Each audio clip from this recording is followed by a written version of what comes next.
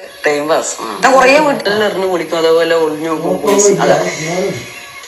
Time pass ഞാൻ കുറേ വീട്ടിൽ പോയിട്ടുണ്ട്. അതായത് എങ്ങനെ ശരിക്കും രാത്രിക്കൊന്നും പകൽ തന്നെ പോകും. ഈ ഒരു വീഡിയോ ഉണ്ടോ നമ്മൾ ഒരു യൂട്യൂബ് ചാനലിൽ, അതായത് ഏതൊരു തരം താണ യൂട്യൂബ് ചാനലാണ്. അതിൽ ആ പയ്യൻ, ആ സംസാരിക്കുന്ന പയ്യനും അത് യൂട്യൂബറാണ്. നമ്മൾ തൊപ്പിയുടെ കൂടെ കണ്ടിട്ടുണ്ട്.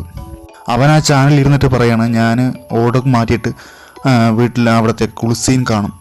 അത് എത്ര ലാഘവത്തോടെ കേട്ടിരിക്കുന്ന ഒരു അവതാരിക. അവരൊരു സ്ത്രീയിൽ ഒരു ക്ലീശ ഡയലോഗ് ഞാൻ പറയുന്നില്ല, പക്ഷേ അത് അവർ വീണ്ടും വീണ്ടും ചോദിക്കുന്ന ഒരു ത്വര, അവരുടെ ഒരു ആകാംക്ഷ, ഒരു തമാശയിൽ കാണുന്നൊരു, അവൻ പറഞ്ഞിട്ടുള്ള ഏറ്റവും വലിയ തെണ്ടിത്തരമുള്ള കാര്യത്തിന് ഒരു തമാശവൽക്കരിച്ചുകൊണ്ടുള്ള ഒരു പ്രോത്സാഹനം കൊടുക്കുന്ന രീതിയിലുള്ള ചോദ്യങ്ങൾ വീണ്ടും വീണ്ടും ആവർത്തിക്കുക.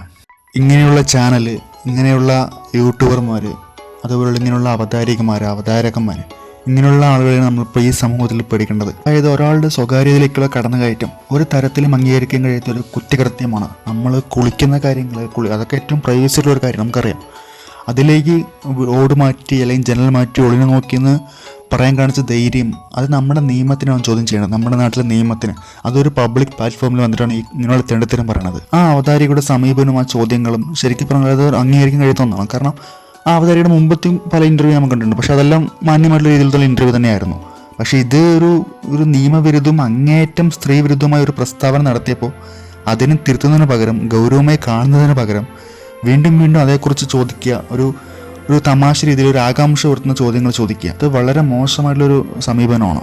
അത്തരം പ്രസ്താവനകളെ പ്രോത്സാഹിപ്പിക്കുന്ന കുറ്റകൃത്യങ്ങളെ മഹത്വവൽക്കരിക്കുന്നതും തുല്യമാണെന്ന് പറയാൻ പറ്റും.